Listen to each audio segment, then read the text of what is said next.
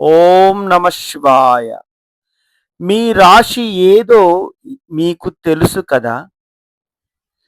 అయితే ఒకసారి ఆలోచించండి.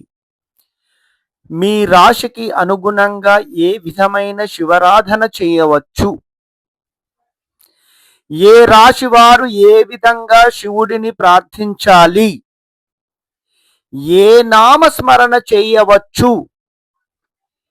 ఏ చిన్న భక్తి సాధనను మీ రోజువారీ జీవితంలో పెట్టుకోవచ్చు? ఈరోజు మనం 12 రాశులకు 12 శివ సాధనలను తెలుసుకోబోతున్నాం. కానీ ఒక ముఖ్యమైన విషయం, ఇవి ఇది చేస్తే మీ సమస్య ఆ దేవుడి ఆశీస్సులతో పటాపంచలవుతాయి. జ్యోతిష భక్తి సంప్రదాయాల్లో కనిపించే కొన్ని ఆచారాలను ఆధ్యాత్మిక సాధనగా మనం తెలుసుకుందాం. మరి మీ రాశి వచ్చే వరకు వీడియో ఆపకండి, ఎందుకంటే చివర్లో మీ రాశి ఏదైనా సరే ప్రతి శివభక్తుడు చేయగలిగే ఒక చిన్న సాధనను కూడా చెబుతాను. మన జీవితంలో కష్టాలు వచ్చినప్పుడు మనం పరిష్కారం కోసం వెతుకుతాం. ఎవరైనా జ్యోతిష్యాన్ని చూస్తారు, ఎవరైనా దేవుడిని ప్రార్థిస్తారు, ఎవరైనా ఆలయానికి వెళ్తారు. కానీ శివభక్తుడికి ఒక గొప్ప విషయం ఉంది. శివుని స్మరించడానికి పెద్ద ఆర్భాటం అవసరం లేదు. మనసు కావాలి, భక్తి కావాలి, నమ్మకం కావాలి. అందుకే ఈరోజు 12 రాశుల వారికి పెద్ద పెద్ద పూజలు కాకుండా సులభంగా ఆచరించగలిగే భక్తి సాధనలను తెలుసుకుందాం. ముందుగా మేషరాశి. భక్తి సంప్రదాయంలో మేషరాశి వారు శివుని ఆరాధనలో నీటి అభిషేకం మరియు ఓం నమ శివాయ అనే నామస్మరణ వంటి సరళమైన సాధనను చేసుకోవచ్చని, మీకు ఉదయం లేదా మీకు అనుకూలమైన సమయంలో శివుడు ముందు ప్రశాంతంగా కూర్చొని కొద్దిసేపు ఓం నమ శివాయ అని జపించండి. పూజ ఎంత పెద్దదో కాదు, మనసు ఎంత ప్రశాంతంగా ఉందో ముఖ్యం. అయితే మేషరాశి తర్వాతి రాశి వారికి ఏ శివ సాధన చెప్పబడుతుంది? ఇప్పుడు వృషభ రాశి. శివరాధనలో బిల్వపత్రానికి ఎంతో ప్రత్యేక స్థానం ఉంది. కాబట్టి వృషభ రాశి వారు భక్తితో శివలింగానికి బిల్వపత్రాన్ని సమర్పించండి. ఓం నమ శివాయని స్మరించుకోండి. ఇక్కడ ఒక విషయం గుర్తుంచుకోండి, బిల్వపత్రం పెట్టడం మాత్రమే కాదు, బిల్వపత్రం సమర్పించే సమయంలో మనసులోని అహంకారాన్ని కూడా శివుడి పాదాల దగ్గర వదిలివేయాలి. అదే అసలు భక్తి. ఇక ఇప్పుడు మాట, ఆలోచన, మనస్సుతో సంబంధం ఉన్న రాశి వైపు వెళ్దాం. మూడవది మిథున రాశి. మీ శివ సాధనలో నామస్మరణకు ప్రాధాన్యం ఇవ్వవచ్చు. కొంత సమయం ఫోన్ పక్కన పెట్టండి. ఎవరితోనూ మాట్లాడకుండా ప్రశాంతంగా కూర్చోండి. కళ్ళు మూసుకొని నెమ్మదిగా ఓం నమ శివాయ, అని జపించండి. మనస్సు ఎక్కడికైనా వెళ్ళిపోతే తిరిగి శివనామం వైపు తీసుకురండి. ఇది ఒక చిన్న సాధన, కానీ మనసును మనమే గమనించడానికి ఇది ఒక మంచి ఆధ్యాత్మిక అలవాటుగా మారవచ్చు. ఇప్పుడు కర్కాటక రాశి. చంద్రశేఖరుడైన శివుని ధ్యానం చేస్తూ శివుని ప్రశాంతమైన రూపాన్ని మనసులో నిలుపుకోవచ్చు. శివలింగానికి స్వచ్ఛమైన నీటిని సమర్పించండి. కొద్దిసేపు మౌనంగా కూర్చోండి. మీరు శివుడిని ఏదైనా కోరుకునే ముందుగా ఇలా చెప్పండి: స్వామి, నాకు ఏది మంచిదో అది నాకు ప్రసాదించండి. ఇది కోరికను శివుడిపై బలవంతంగా పెట్టడం కాదు, మన కోరికతో పాటు శరణాగతిని కూడా నేర్చుకోవడం. ఇప్పుడు సింహరాశి. శివుడు ముందు దీపం వెలిగించండి. కొద్దిసేపు శివుని ధ్యానించడం ఒక సరళమైన భక్తి సాధన అలవాటు చేసుకోండి. కానీ ఇక్కడ ఒక గొప్ప విషయం: దీపం బయట వెలుగుతుంది, మనలో కూడా ఒక వెలుగు వెలగాలి. అది ఏ వెలుగు? అహంకారం తగ్గే వెలుగు, సత్యాన్ని చూడగలిగే వెలుగు, మన తప్పును మనం అంగీకరించే వెలుగు. అదే శివభక్తి మన జీవితంలోకి రావడం. ఇప్పుడు కన్యా రాశి. శుభ్రతతో క్రమంతో శివారాధన చేయడం మీ సాధనగా పెట్టుకోండి. శివుడి దగ్గర పూజ చేసే ముందు పూజా స్థలాన్ని శుభ్రంగా ఉంచండి. స్వచ్ఛమైన నీటితో అభిషేకం చేయండి.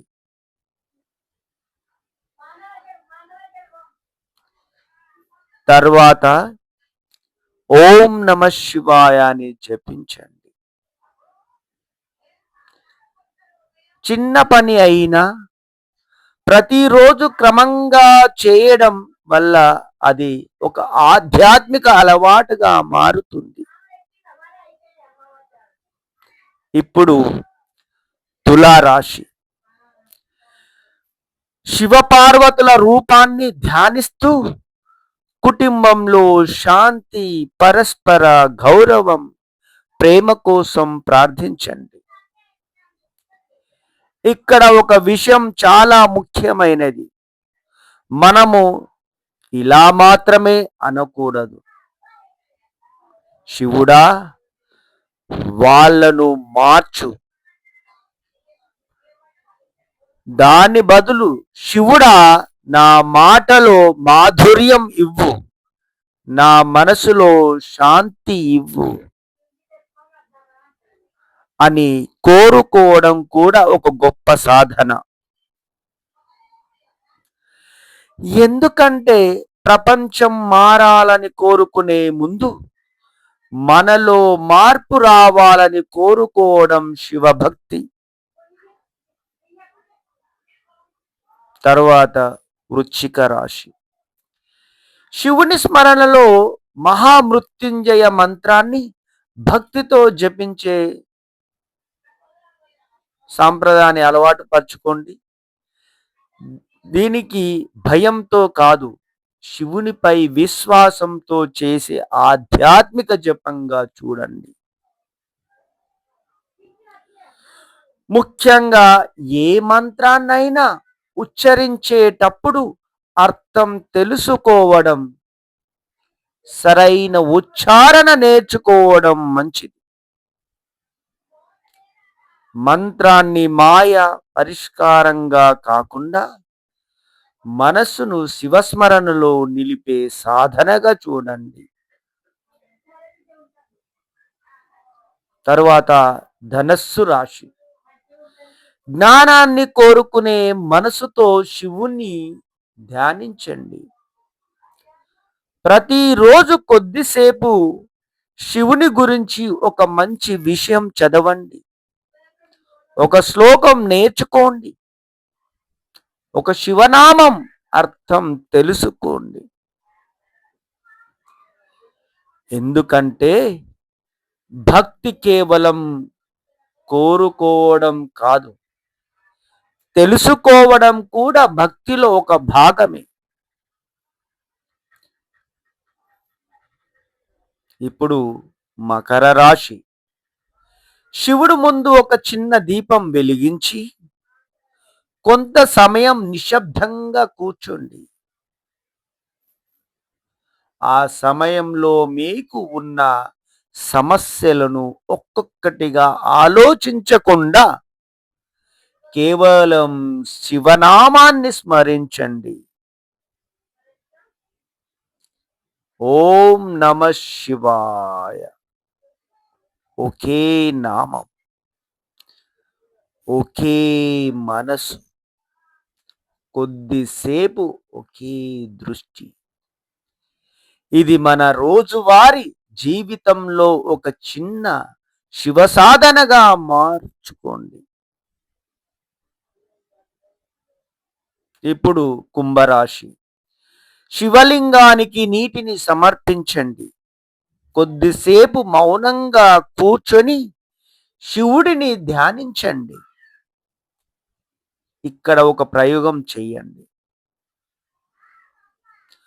పూజ చేస్తున్నప్పుడు ఏ కోరిక అడగకుండా కేవలం ఇలా చెప్పండి: స్వామి, నన్ను నేను అర్థం చేసుకునే జ్ఞానం ఇవ్వండి. కొన్నిసార్లు మనం అడిగేది పరిష్కారం కాదు, మనకు పరిష్కారం కనిపించే స్పష్టత. ఆ స్పష్టత కోసం శివ స్మరణ ఒక మంచి ఆధ్యాత్మిక సాధన కావచ్చు. ఇక చివరిది మీనరాశి. శివపార్వతుల ధ్యానం. ఓం నమ శివాయ,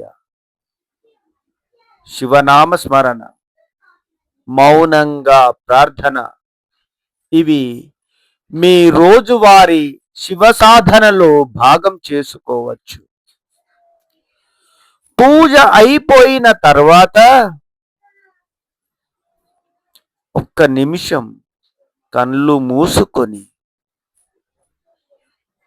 ఈరోజు నేను ఎవరినైనా బాధించానా, ఎవరినైనా అనవసరంగా మాట్లాడానా, ఎవరికి అయినా సహాయం చేయగలిగానా, చేయలేదా అని మీరే మిమ్మల్ని ప్రశ్నించండి. ఆత్మ పరిశీలన కూడా ఒక సాధనే. ఇప్పుడు 12 రాశులు పూర్తయ్యాయి. కానీ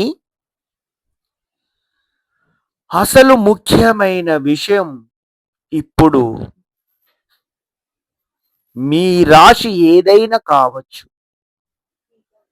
మేషం కావచ్చు,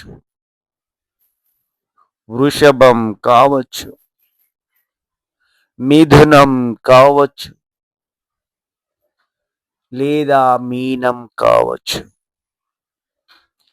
శివుడిని చేరడానికి మనకు తప్పనిసరిగా పెద్ద పూజ సామాగ్రి అవసరం లేదు. మన దగ్గర ఉన్నది ఒక ప్రశాంతమైన మనసు, ఒక శివనామం, ఒక చిన్న దీపం, ఒక గ్లాసు నీరు, ముఖ్యంగా నిజమైన భక్తి. అందుకే ఈ రోజు నుంచి ఒక చిన్న సాధన మొదలు పెట్టండి. ఉదయం కావచ్చు, సాయంత్రం కావచ్చు, మీకు అనుకూలమైన సమయం ఎంచుకోండి. శివుడు ముందు కూర్చోండి. ఫోన్ పక్కన పెట్టండి. కళ్ళు మూసుకోండి. 11 సార్లు ప్రశాంతంగా ఓం నమ శివాయ అని స్మరించండి. తరువాత ఒక్క మాట చెప్పండి. శివుడా, నాకు ఏది మంచిదో అది చూపించు. దాన్ని స్వీకరించే బుద్ధి ఇవ్వు. ఇది సమస్యలకు హామీ ఇచ్చే పరిహారం కాదు. మనసును శివస్మరణలో నిలిపే చిన్న సాధన. కానీ ఇక్కడ మరో ప్రశ్న వస్తుంది. రాశి ప్రకారం శివరాధన ఒకటి అయితే, వారంలో ఏ రోజు శివుడిని ఎలా పూజించాలి? సోమవారం మాత్రమేనా? ప్రదోషం అంటే ఏమిటి? ప్రతి రోజుకి ఏదైనా ప్రత్యేక శివ సాధన ఉందా? ఈ విషయం గురించి మన తదుపరి ప్రయాణంలో తెలుసుకుందాం. అప్పటి వరకు శివనామాన్ని వదలకండి. ఓం నమ శివాయ అనే నామస్మరణ. ఈ వీడియో మీకు ఉపయోగపడితే మీ రాశి ఏదో కామెంటులో చెప్పండి. ఓం నమ శివాయ అని కూడా రాయండి. ఇలాంటి శివతత్వం, శివభక్తి, ఆధ్యాత్మిక విషయాలను సులభంగా తెలుసుకోవాలంటే ఓం శ్రీ శివ ఛానల్ను సబ్స్క్రైబ్ చేయండి, లైక్ చేయండి, మీ బంధువులకి షేర్ చేయండి. స్వస్తి.